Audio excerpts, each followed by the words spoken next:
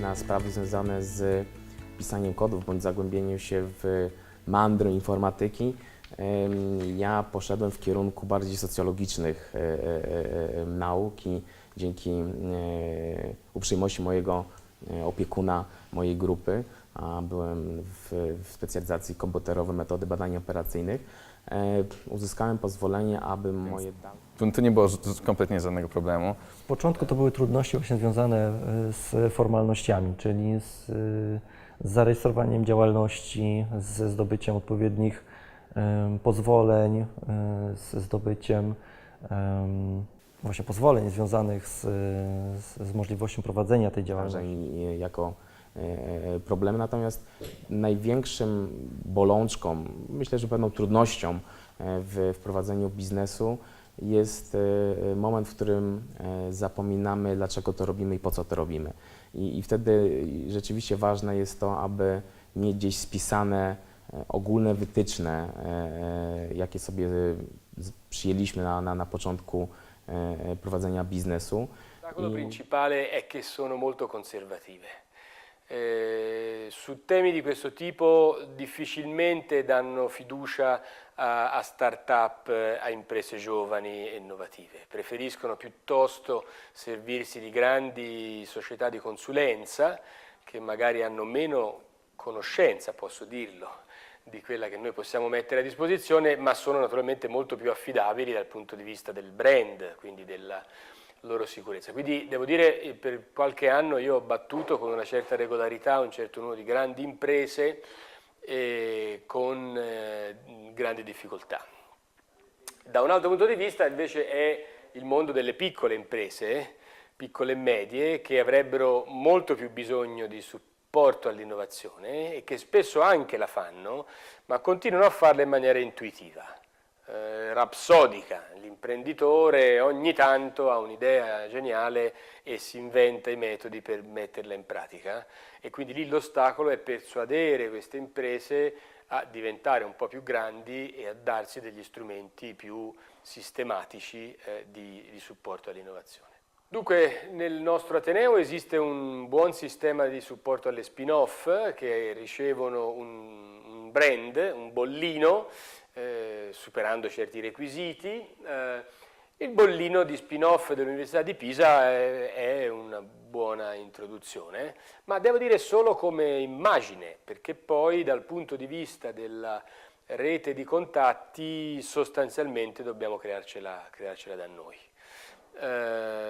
Quindi direi che nell'insieme il supporto complessivo al mondo dello startup ha fatto dei passi in avanti, ma ancora dovrebbe fortemente migliorare. Obstacles, sobretot obstacles econòmics, evidentment, perquè necessitaré, bueno, inicialment pots iniciar el projecte de dues maneres, no?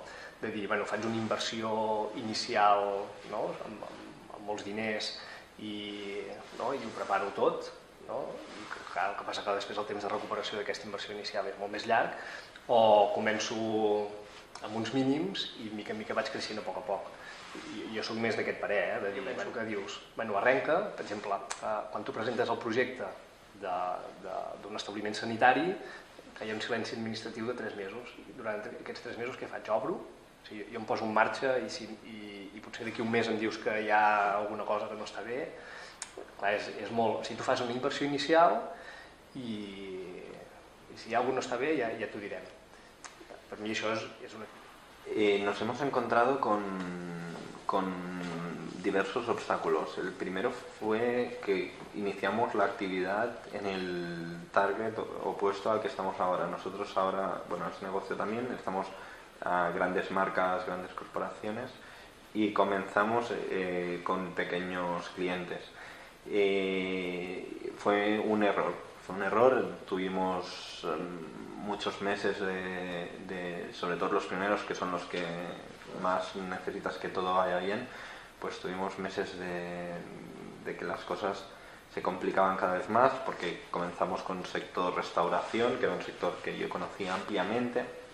En el sector restauración comenzamos a tener tasas de morosidad muy elevadas, las tasas de morosidad nos aportan muchos problemas de tesorería en el día a día, nos tuvimos que ir a las siguientes rondas de financiación, a las primeras rondas de financiación, antes de lo que esperábamos, y esto nos llevó, por suerte y gracias también a nuestro inversor, nos llevó a plantear el abrir mercado hacia nuevos horizontes y la incorporación de marcas grandes.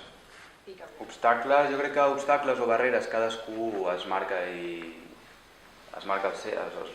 limita per ell mateix o les barreres ens les trenquem uns mateixos, però sí que et trobes dificultats sempre amb el tema dels costos d'estructura, i aquí em refereixo a quan difícil és emplear i contractar com mereix una persona, quan difícil és quan encara no tens una facturació prou estable o prou alta fer front a totes les quotes d'autònoms, a totes les gestories, a tot aquest tema burocràtic administratiu que sí o sí de per ser una empresa demana o un autònom, i tota aquesta estructura de costos inicial et limita i et preocupa. Bueno, una mica la part de financiació, perquè clar, a vegades els creixements són lents.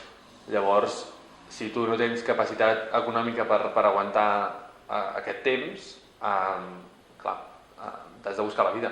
Llavors, o bé tens una bona financiació del banc, que en aquests moments no hi era, o bé t'has de buscar la vida, com jo vaig fer. Llavors, bueno, en aquell moment vaig tenir la sort de trobar diferents marques per poder-les comercialitzar i que em generessin ingressos, però clar, aquest va ser un dels problemes.